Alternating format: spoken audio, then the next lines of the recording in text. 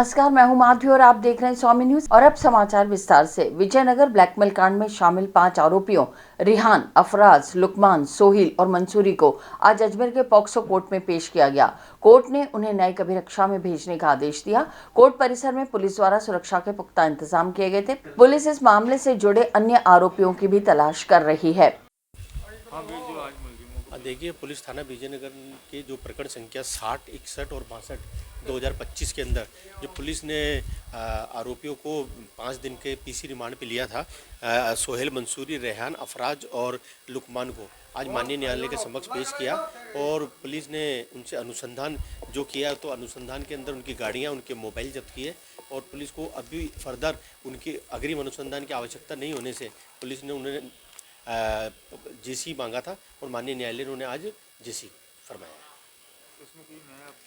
इसमें अभी ऐसा कोई नया अपडेट आया नहीं, क्योंकि अभी इनके जो मोबाइल हैं उनकी मोबाइल की सीडियाँ निकलवा के जांच की जाएगी और जो दूसरे मुलजिम अभी पीसी में चल रहे हैं उनकी क्रॉस टेली की जाएगी।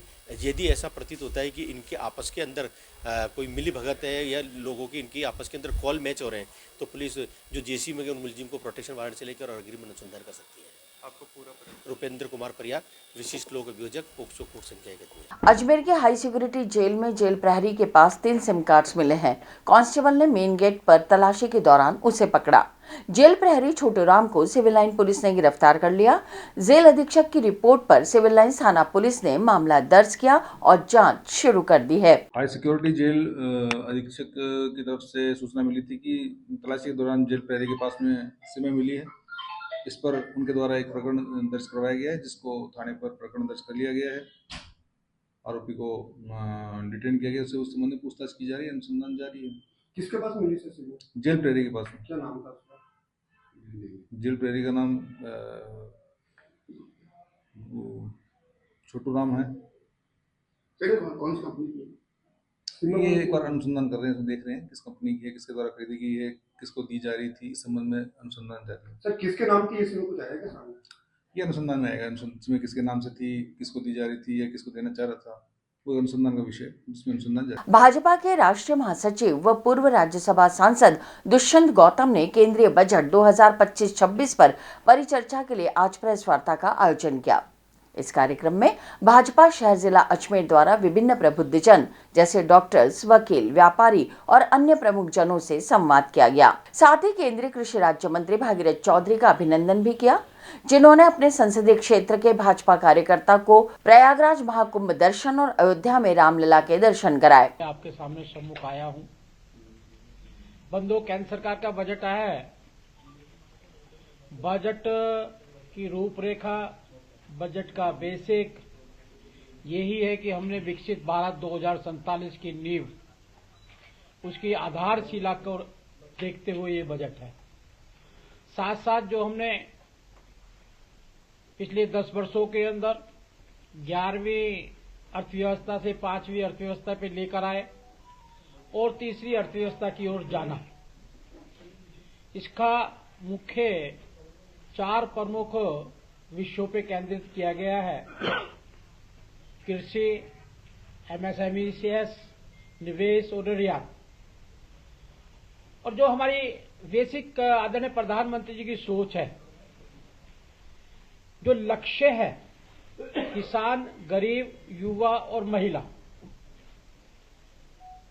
हम बार बार एक बात जरूर कहते हैं और करते भी हैं उसको, अगर किसी घर की, मोहल्ले की, बस्ती की, देश की अगर विकास देखना है तो महिलाओं का कितना विकास हुआ उस पर आधारित होता है। इसलिए प्रधानमंत्री जी आदि आबादी, अब तो मैं कहूंगा आदि आबादी से ज्यादा हो गए। जब से प्रधानमंत्री ने देश संभाला है उसके बाद 1000 और 1020 पुरुष महिलाएं हो चुकी है और उनकी सहभागिता भी बढ़ी है। अनेक चुनावों में वोटर के रूप में उनका प्रतिशत बढ़ा है। और हमारा जो लक्ष्य है महिला सशक्तिकरण, उसकी ओर हम लगातार काम कर रहे हैं।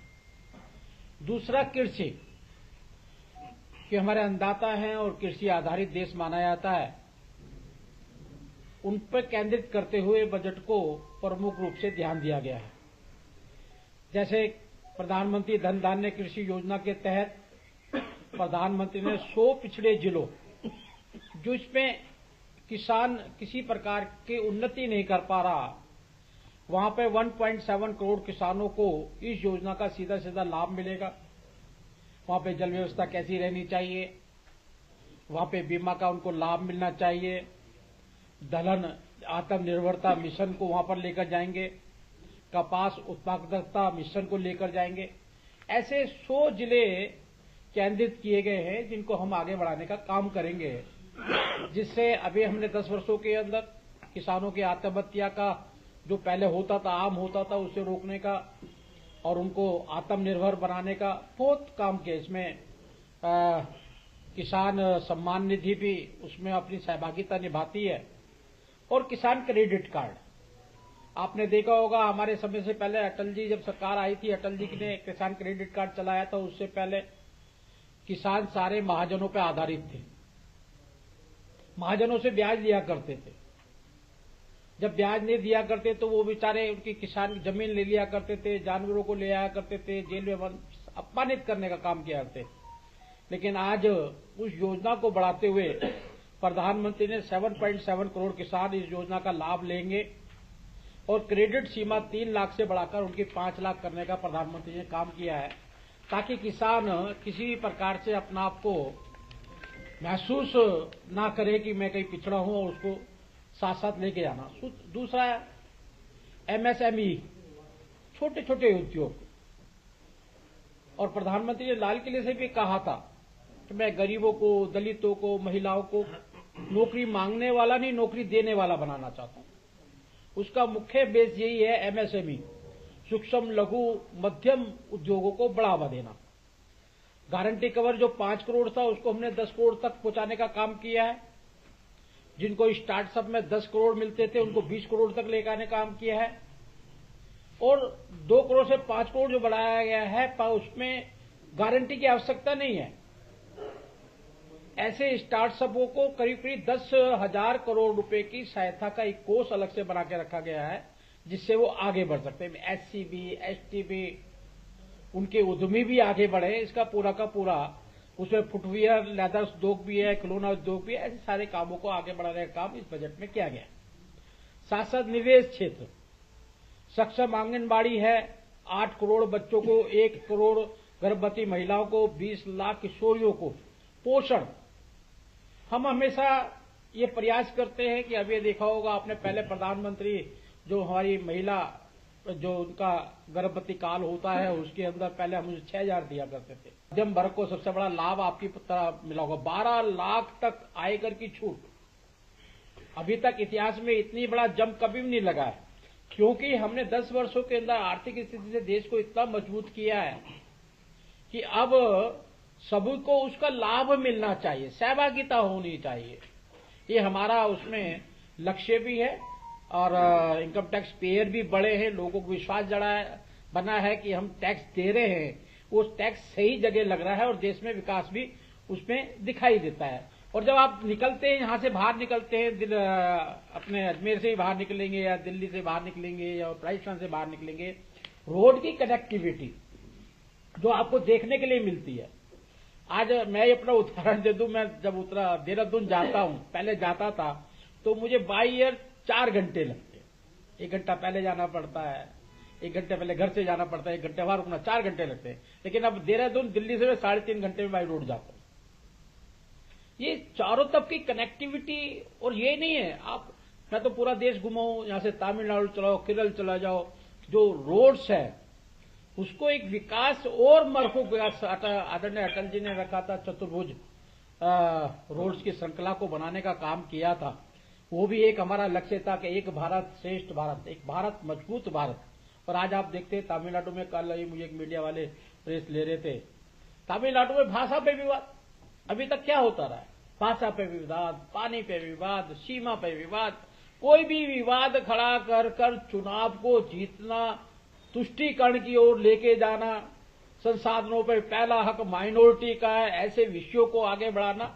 लेकिन हमारा लक्ष्य, जो प्रधानमंत्री का लक्ष्य है, एक भारत श्रेष्ठ भारत, पूरा देश एक है। भाषाएं अलग हो सकती है, खान पान अलग हो सकता है, परिधान अलग हो सकता है, लक्ष्य एक श्रेष्ठ भारत का है। उसको लेकर हम रोडों के द्वारा, एयर कनेक्टिविटी के द्वारा जो भी कनेक्टिविटी बन सकती है, चाहे वो धार्मिक मामले हो।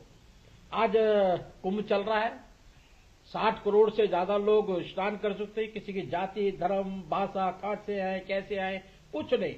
इतनी बड़ी व्यवस्था, ये हमारे संस्कार, संस्कृति, जिस धरोहर को हम लेकर चल रहे हैं, उसको जो हम बढ़ावा देने के, प्रधानमंत्री का कल मध्य प्रदेश में उद्बोधन था, और वो यही उसका लक्ष्य था कि जिसके कारण हम हजारों वर्ष से एक और मजबूत होकर चले हैं, उन सबको पूरा करना, ये हमारा लक्ष्य है।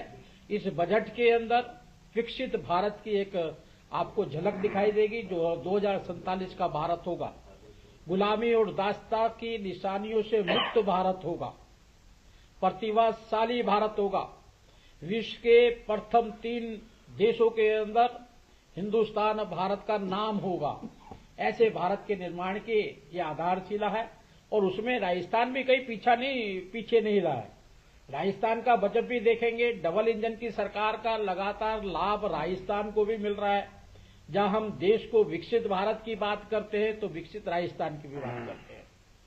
हम विकसित राज्य होंगे तभी देश विकसित होगा, और जब राज्य विकसित कैसे होगा, उसमें रहने वाले नागरिकों को जो उसके मौलिक अधिकार है, जो सरकार का काम होता है टैक्सों को इकट्ठा कर व्यवस्थित तरीके से गरीब के घर तक वो सारी सुविधा पहुंचनी चाहिए जिसका उसका इस जीवन, इस पृथ्वी पे पैदा होने का हक है। उस सबको व्यवस्थित तरीके से उसके घर तक पहुंचाना। इसमें राजस्थान सरकार, जहां प्रधानमंत्री जी ने पिछली बार 4 करोड़ लोगों को, गरीब लोगों को घर दिया था, और वो घर नहीं था, दीवार नहीं थी, उसमें रसोई भी थी, शौचालय भी था, नल भी था, नल में जल भी था। ऐसे 3 करोड़ लोगों को अभी और देने का प्रावधान किया है। लखपति दीदियां, ड्रोन दीदियां बनाने का काम किया है। सैनिक स्कूलों में महिलाओं के एडमिशन के रास्ते खोले गए हैं। ऐसी अनेकों नीतियां। सेना का सशक्तिकरण, ये भी उसमें इन्वॉल्व है। एक वो भारत भी हमने देखा 2013 का भारत, जिसमें गृह मंत्री कहा करते थे मेरे पास गोली खरीदने के लिए पैसे नहीं है।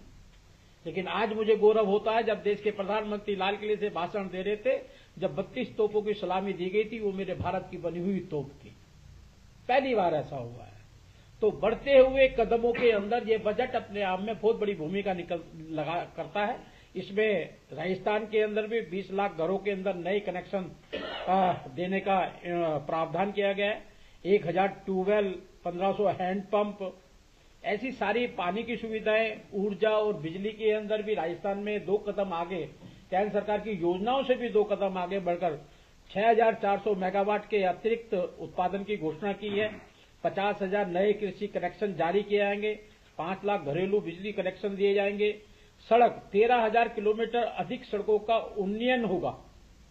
13,000 नई सड़कें और बनेंगी, और 5,000 करोड़ रुपए से सड़कों का जो निर्माण है, मरम्मत है, वो सारी की जाएगी। और वहीं पर ही Delhi Bombay expressway, 2 logistic park, पर्यावरण का भी पूरा ध्यान रखा गया। आदमी जिएगा तो उसको वातावरण भी अच्छा चाहिए, ऑक्सीजन भी चाहिए, मन भी खुश होना चाहिए, आसपास का एटमॉस्फेयर जिसमें, क्योंकि परिवार होता है, बच्चों को भी अच्छा लगना चाहिए।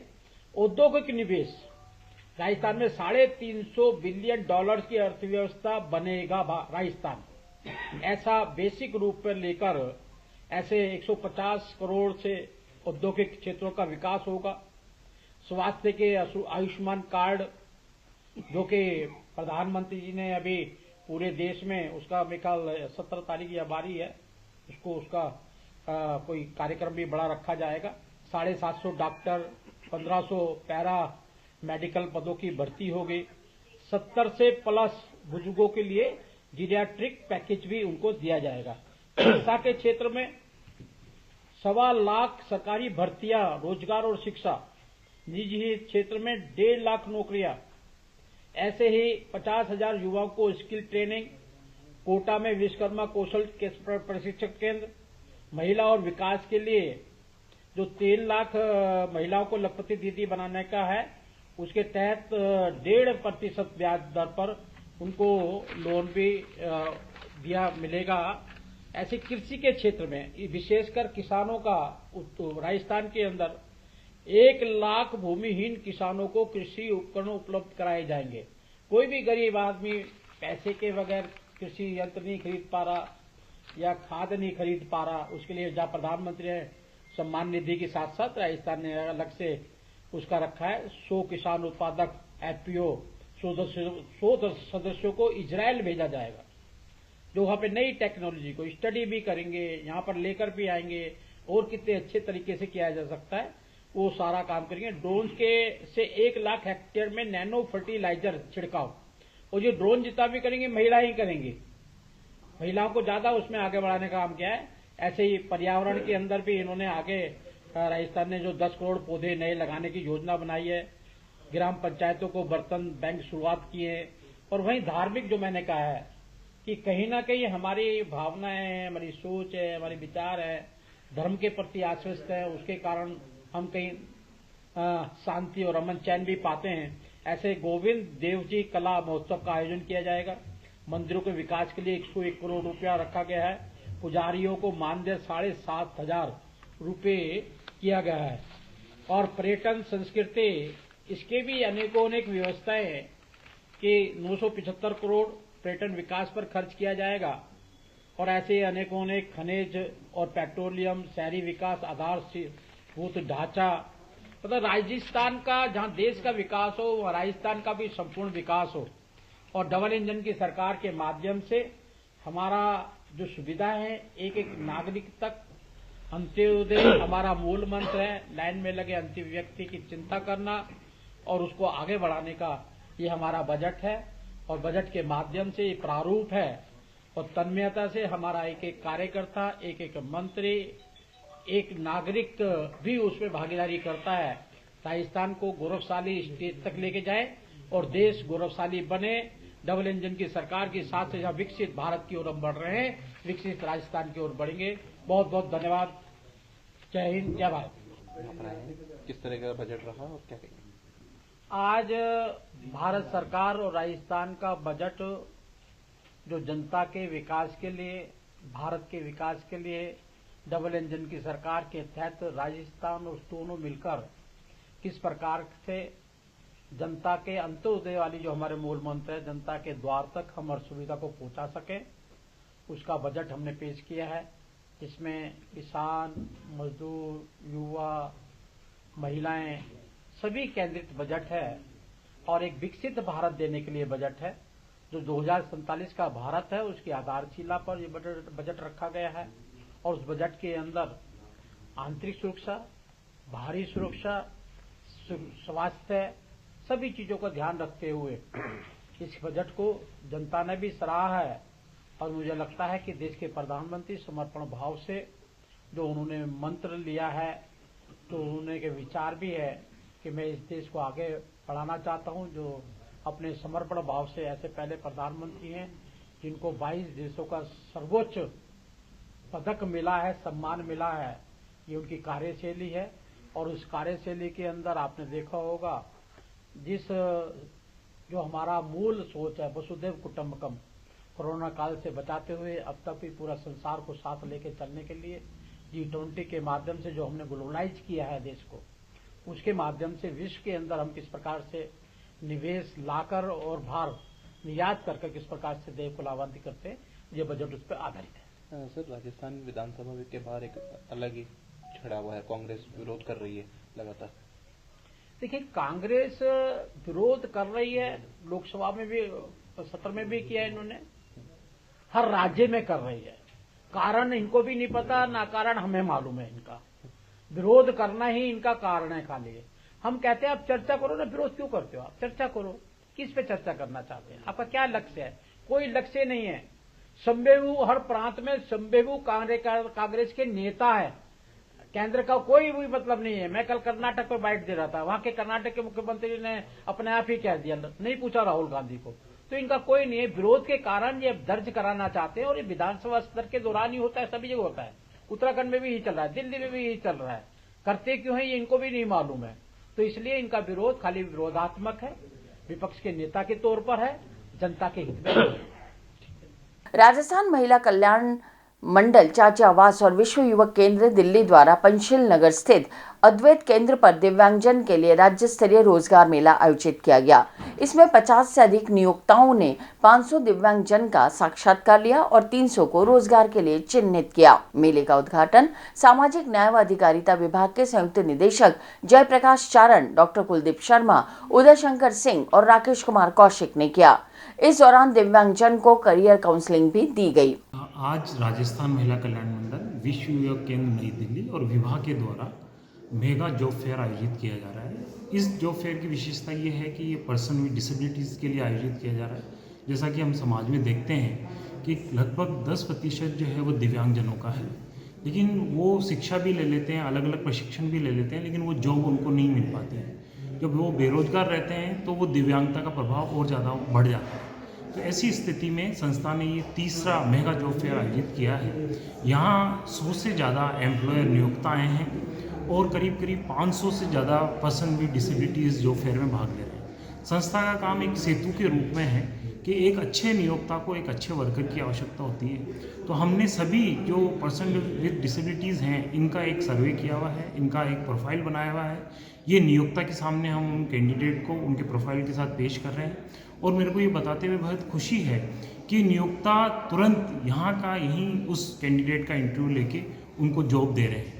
तो ये आज के समय में मैं मानता हूँ कि कोई व्यक्ति आत्मनिर्भर है, अपने पैरों पे खड़ा है, तो उसको और कोई सहायता की आवश्यकता नहीं है, वो अपना जीवन बहुत अच्छे से संचालित कर सकता है। तो ये हमारा एक प्रयास है और इसमें अजमेर के अलावा पूरे राजस्थान से, जयपुर से, भीलवाड़ा से, टोंक से, ब्यावर से, यहाँ तक कि दिल्ली से भी हमारे पास कैंडिडेट आए हैं जो इस रोजगार मेला में भाग ले रहे हैं। और सर, ये दिव्यांगजन रोजगार मेला जो है वो स्टेट लेवल का है। राजस्थान महिला कल्याण मंडल, विश्व युवक केंद्र, दक्ष एम्पावर एबिलिटी फाउंडेशन ये और विभाग के सौजन्य से ये मेला हम लोग लगा रहे हैं। ये स्टेट लेवल का मेला है और यहाँ अभी तक का जो हमारे पास रजिस्ट्रेशन आया है, जो ऑनलाइन रजिस्ट्रेशन गया है, वो 300 पर्सन विद डिसेबिलिटीज़ का है जो अलग अलग डिस्ट्रिक्ट से आए हुए हैं।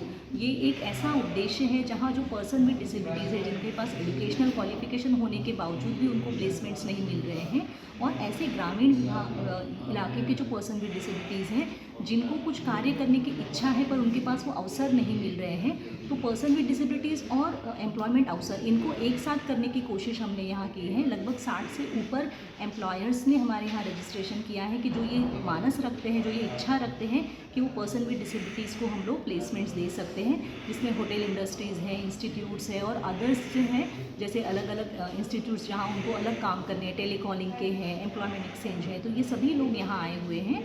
इसका मुख्य उद्देश्य ये है कि पर्सन विद डिसेबिलिटीज़ को भी समाज की मुख्य धारा से जोड़ना, उनको एक पोटेंशियल वे में वर्कफोर्स के हिसाब से आगे लेकर आना और उन्हें एक डिग्निफाइड लाइफ जीने के लिए प्रेरित करना, ताकि समाज उनको किसी भी प्रकार का बोझ नहीं समझे और इनकी क्षमताओं को, इनकी एबिलिटीज़ को सारा समाज देख पाए। ठीक है, आपका नाम? मेरा नाम क्षमा काकरे कौशिक है। मैं संस्था राजस्थान महिला कल्याण मंडल में मुख्य कार्यकारी और CEO की। राजस्थान महिला कल्याण मंडल जो कि 1975 से लगातार सामाजिक क्षेत्र में कार्य करते आ रहा है, साथ ही विभाग द्वारा सहयोग पाकर और विश्व केंद्र के कोलैबोरेशन से पिछले वर्ष से ही रोजगार मेला का आयोजन किया जा रहा है।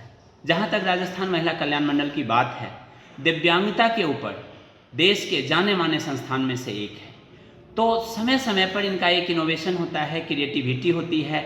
यहाँ के जो CEO हैं क्षमा काकरे मैम, राकेश कौशिक जी, इन लोगों का अथक प्रयास है कि कैसे दिव्यांगता को दिव्यांगता न कहा जाए बल्कि एक सामाजिक संरचना में मुख्य पैरोकार के रूप में वो हों। तो इसी के संदर्भ में जब तक रोजी रोटी का समावेश नहीं होगा, व्यक्ति अपने पैरों पर खड़े नहीं होंगे, तब तक समाज के सर्वांगीण विकास में योगदान नहीं दे सकते। इस बात को ध्यान में रखते हुए रोजगार मेला का आयोजन किया जा रहा है और इसमें ऑनलाइन 324 रजिस्ट्रेशन हो चुका और अभी आप देख रहे हैं कि इतनी जो भीड़ है, तो अभी देखते देखते हमारा 400 से ऊपर रजिस्ट्रेशन हो चुका है और 500 से ऊपर रजिस्ट्रेशन होने की संभावनाएं हैं। 60 से ज़्यादा हमारे यहाँ पर एम्प्लॉयर आए हुए हैं जिन्होंने कि एक कमिटमेंट दिया है कि अगर यहाँ पर अच्छे बच्चे होते हैं तो हम उनको लेकर जाएंगे, युवाओं को रोजगार से जोड़ेंगे। तो सबसे बड़ी बात है कि एक व्यक्ति यदि अपने पैरों पर खड़े होते हैं, अपने रोजगार से जुड़ते हैं, तो एक परिवार का योगदान बढ़ेगा, इसी से समाज का योगदान बढ़ेगा। तो विश्व युवक केंद्र, राजस्थान महिला कल्याण मंडल और विभा तीनों के संयुक्त प्रयास से आप लोगों का सहयोग रहे। बहुत अच्छा ये कार्यक्रम चल रहा है और ये वर्ष में हम कई जगह लगाने की अब योजना बना रहे हैं कि न केवल अजमेर में बल्कि अजमेर के बाहर भी कई जगह पर इस तरह का रोजगार मेला हो, ताकि जो माननीय प्रधानमंत्री साहब का सपना है कि 2047 में विकसित भारत का सपना देख रहे हैं, इसमें सभी तबके का योगदान जरूरी है। इसी संदर्भ से हम लोग लगा रहे हैं। आपका नाम बताइए सर। मैं उदय शंकर, विश्व युवक। अजमेर के बंजारा बस्ती में रहने वाले क्षेत्रवासियों ने कलेक्ट्रेट पर प्रदर्शन कर ज्ञापन सौंपा। प्रदर्शनकारियों ने बताया कि बीसी संचालक कमलेश बंजारा ने क्षेत्रवासियों के करीब 70 से 80 लाख रुपए हड़प लिए। क्षेत्रवासियों ने क्लॉक टावर थाना पुलिस पर आरोप लगाते हुए कहा कि इस मामले में पुलिस द्वारा अभी तक कोई कार्रवाई नहीं की गई। उपस्थित समस्त क्षेत्रवासियों ने जिला पुलिस अधीक्षक से इस मामले में आरोपियों के खिलाफ कार्रवाई करने की मांग की है। नमस्कार दोस्तों, स्वामी नेशनल के फेसबुक पेज पर मैं दुर्गेश डाबरा एक बार फिर से आपका स्वागत करता हूं। देखिए, अभी आपको एक भीड़ दिखाई दे रही होगी। ये भीड़ अपने पैसे वापस लाने के लिए आई है। मैं आपको बताऊं, जिला कलेक्ट्रेट, जिला पुलिस अधीक्षक कार्यालय के बाहर ये भीड़ है और ये भीड़ जो है क्लॉक टावर थाना क्षेत्र के तोपदड़ा इलाके की है। तोपदड़ा का नाम आपने सुना होगा, रेलवे स्टेशन के पास में जो तोपदड़ा इलाका है वहां के लोग हैं। ये लोग एक व्यक्ति के पास में अपनी पाई किसी के 1000 रुपए, किसी के 2000 रुपए, ऐसे 3000 रुपए ऐसे कर करके जो है बीसी जमा कराया करते थे और उस बीसी में लाखों रुपए लेके एक व्यक्ति जो है चंपत हो चुका है। अभी आप तस्वीरें देखिए, ये लोग आज पहुंचे हैं जिला कलेक्ट्रेट परिसर में। जिला पुलिस अधीक्षक को इन्होंने अपनी शिकायत दी और उसके बावजूद जो है क्या सुनवाई होती है, क्योंकि लाखों रुपए लेकर एक व्यक्ति जो है इनके चंपत हो चुका है। भैया कहाँ का रहने वाला था? बंजारा बस्ती का रहने वाला है, कमलेश नाम है उसका। वो बीसी लेके फरार हो चुका है। हम एक एक पाई करके जमा करते हैं इसके पास हमेशा। कौन कैसे जाता है, कोई कैसे जाता है, वो हमारी बीसी लेके फरार हो गया सर। और अभी उसके माँ बाप को बुलाया था हमने, कहा भाई तुम दे दो। वो तो फरार हो गया, वो तो यही है, लेकिन वो हाथ खड़े कर दिए। उन्होंने कहा हम नहीं देंगे, हमारा बेटा हमारे लिए मर चुका है। तो हमारा पूरा मोहल्ला इकट्ठा हुआ है, कम से कम हमारे पूरे मोहल्ले के 80 से 70 लाख रुपए है। तो वो अभी देने के लिए मना कर रहा है सर। अभी हम नहीं देंगे। कोई फोन वगैरह कुछ उसका लग रहा है? नहीं, फोन ऑन सब स्विच ऑफ हो रहा है। 7-8 दिन से वो फरार हो चुका है और हमारे 1 रुपया नहीं दे रहा। वो यूं कह रहा है, बोला हम तो नहीं देंगे पैसे, जो करना हो कर लो तुम्हें। भैया पैसे जमा कराते? हम करा रहे 2020 से जमा करा रहे सर। अलग अलग बीसी है, उसके बाद 5 तारीख, 13 तारीख, 10 तारीख, 15 तारीख, ऐसे करके हर महीने 2-2 हजार रुपए देते उसको। पूरा मोहल्ला देता है, बंजारा बस्ती समाज हमारा। तो वो अब फरार हो गया है 8-10 दिन से। तो वो दे ही नहीं रहा, पैसे नहीं दे सकता, वो यूं कह रहा है। भैया कितने लोग होंगे लगभग ऐसे? हमारे कम से कम मोहल्ले के तो कम से कम 50 या 60 घर है और बाकी अदर कास्ट के अलग है, आसपास के लोग और अलग है। अभी तो हम पूरी बंजारा बस्ती समाज है, हम आए एसपी साहब के पास। कितने दिन हो गए भैया उसको गायब हुए सर? 10-15 दिन हो गए गायब हुए। उसके घर वालों को आपने बोला? उसके घर वालों को बुलाया, बैठ के समझाया कि भाई उनको बुला लो, अगर कुछ देना चाह रहा है या कुछ छोड़े बोड़े करके दे रहा है तो ले ले। हम कैसे भी करके हाथ जोड़ के बोलते भाई हम थोड़ा देंगे तो हम ले लेंगे, ऐसा भी कर लेंगे। लेकिन उनके माँ बाप ये कह रहे हैं कि हम कुछ भी नहीं देंगे, हमारा बेटा हमारे लिए मर चुका है। तो भैया पुलिस में शिकायत की आपने? शिकायत करिए ना सर, रिपोर्ट करवाई हमने। कल परसों रोज जा रहे, 2-3 दिन से कुछ ही नहीं हो रहा है और 2 दिन से वो आया हुआ है और कोई कार्रवाई नहीं हो रही सर। अजमेर में आ गया है, 2 दिन हो गए। फोटो है सर उसमें। क्या नाम है भैया आपका? मेरा गणेश कुमार बंजारा सर। देखिए, गणेश कुमार है और उसके साथ में कई सारे लोग भी हैं। ये लोग पाई करके जो है उसको पैसा जमा कराते थे ताकि जब बीसी पूरी हो तो एक इनके पास एक 20-25 हजार रुपए की एक मोटी रकम आ जाए, जिससे ये अपने उसको घरेलू काम में ले सके। तो आपने ऐसा कई देखा होगा, कई सारे ऐसे लोग हैं जो कई सारे लोगों का ऐसे पैसा लेके भाग जाते हैं। तो ऐसे लोगों से सावधान रहें। देखिए, ठगी का शिकार बने हैं तोपदड़ा बंजारा बस्ती के कई सारे लोग हैं। लाखों रुपया लेकर वो चंपत हो चुका है, ऐशो आराम की जिंदगी जी रहा है, लग्जरी जिंदगी जी रहा है। परिवार वालों से जब बात करी गई तो परिवार वाले जो है उसके लिए मरना बोल रहे हैं कि हमारे लिए मर चुका है, लेकिन इनका कहना है कि वो आ चुका है और आने के बाद भी इस तरीके की स्थिति पैदा हुई है कि वो अपने लोगों को पैसा देने से मना कर रहा है। अभी मैं उसकी तस्वीरें दिखाता हूँ। क्या कुछ कहना चाह रहे हैं? मैं सर ये कहना चाह रहा हूँ, उसने हम सब का पैसा लूटा है, ठगी करी। उस पैसे को उसने गोल्ड में कन्वर्ट करा, जमीनों में कन्वर्ट करा और मकानों में कन्वर्ट करा। उसने अपने बाप के नाम से प्रॉपर्टी खरीदी, भाई के नाम से प्रॉपर्टी खरीदी, बहन के नाम से प्रॉपर्टी खरीदी, वाइफ के नाम से प्रॉपर्टी खरीदी और कई बेशकीमती ऐसे गहने हैं। बैंक तक में उसका लॉकर है साहब। हाथों में सोने की अंगूठियां, गले में सोने की चेन, ब्रेसलेट, ये सब हम लोगों के पैसे से खरीदा हुआ है। जब हमें पैसे देने की बारी आई तो 2 महीने पहले ही वो फरार हो चुका है। अच्छा अंकल, कैसे पता चला आपको कि उसने इतनी सारी संपत्ति ले रखी है? ये ऐसे मालूम चला सर कि एक बीसी जो चलती है उसके अंदर कम से कम 170 से 175 मेंबर होते हैं। उसमें क्या है, एक टोकन निकलता है। एक टोकन निकलता है तो एक आदमी को 1 लाख रुपए देता है जिसका टोकन निकलता है, और उसमें भी अधिकांश टोकन उसी के ही होते हैं। अधिकांश टोकन उसी के ही होते हैं, मतलब कि समाज के टोकन निकलेंगे 10 और उसके टोकन निकलते हैं 15। तो जो टोकन निकलता होगा मेरी बीसी है ये। अभी 2 दिन पहले उसे घर देखा गया है सर, घर देखा गया है उसे और वो मौजूद है, पर पुलिस अभी कोई कार्रवाई नहीं कर रही है। न उसके पिताजी को उठा रही है, न उसके भाई को उठा रही है, क्योंकि मुजरिम तीनों ही है। बात करने की वापस दोबारा जब आया तो उसके बाद में ने बात करी उसके पिताजी ने उसके भाई ने हाथ खड़े कर लिए, और उसके भाई भी उसी में इन्वॉल्व है। भाई भी इसी चलाता है और पिताजी भी बीसी चलाता है। भाई का नाम है कुलदीप और पिताजी का नाम है नेमीचंद बंजारा। जो ये भागा है वो कमलेश बंजारा। कमलेश बंजारा नाम का व्यक्ति है। ये उसकी तस्वीर है, इसकी ब्राइटनेस खोलो यार भैया थोड़ी सी। कमलेश नाम का व्यक्ति है जो इन सभी के पैसे लेके फरार हो चुका है। लाखों रुपए हैं, प्रॉपर्टियां ले ली, सोने चांदी की चीजें बनवा ली है, लेकिन इनका पैसा देने पर वो आनाकानी कर रहा है। आप देखिए, ये वो उसकी तस्वीरें हैं। ये कमलेश बंजारा है। ये भी तोपदड़ा का ही रहने वाला है। कलेक्टावर थाना वहां पर लगता है। पुलिस का इनका कहना है कि पुलिस अभी तक किसी प्रकार की कोई कार्रवाई नहीं कर रही है। वो जब से चंपत हुआ उसके बाद से लगभग 2 बार उसको घर के बाहर देखा गया आसपास के लोगों ने। उसके परिवार वालों से जब बात की तो वो उनको संतोषजनक जवाब नहीं दे रहे हैं, उल्टा सीधा कह रहे हैं कि वो हमारे लिए मर चुका है, और इस तरीके की बातें जो है वो कह रहे हैं। अभी आप देखिए, सैकड़ों की तादाद में ये लोग यहाँ पर पहुंचे हैं।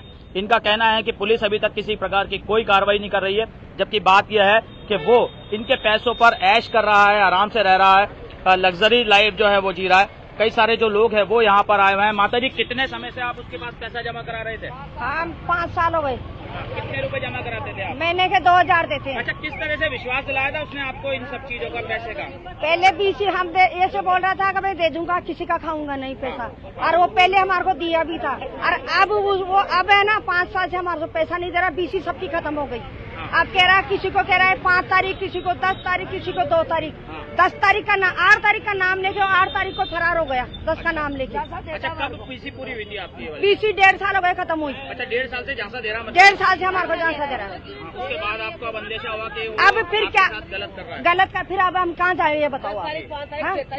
सबकी आपने इस सबकी जो शिकायत है, आप कई सारे लोग हो, लाखों रुपए लेकर वो भागा है, तो पुलिस में कोई शिकायत वगैरह करी? पुलिस में कर दी हमने, कर दी, पुलिस में भी कर दी हमने। अब पुलिस में भी कोई बात नहीं।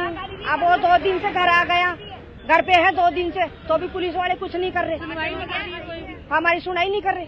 देखिए, बंजारा बस्ती के लोग हैं, महिलाएं भी भारी तादाद में इनके पास में आई है, लेकिन बात यही है कि वो लोग जो है, कमलेश नाम का जो व्यक्ति है वो इनके पैसे लेके चंपत हो चुका है, फरार हो चुका है। आप देखिए, सैकड़ों की तादाद में ये लोग जिला पुलिस अधीक्षक के पास में गुहार लगाने आए हैं कि कैसे भी करके पुलिस उसको पकड़े और इनका जो पैसा है वो इनको दिलाए, क्योंकि 2000 रुपए गरीब आदमी के लिए बहुत बड़ी बात होती है कि महीने के 2000 रुपए निकालना बचत में से और उसके बाद ऐसे व्यक्ति के हाथ में देना। लेकिन बात यह है कि पहले से उसने विश्वास इनके दिलों में बनाया और उसके बाद में जब मोटी रकम इकट्ठा हो गई तो वो लेकर चंपत हो चुका है। स्वामी न्यूज चैनल के फेसबुक पेज को लाइक करें, सब्सक्राइब करें, इस खबर को ज्यादा से ज्यादा शेयर करें, क्योंकि इस खबर में मैंने वीडियो में उसकी फोटो मेंशन करी है जिसका नाम कमलेश है।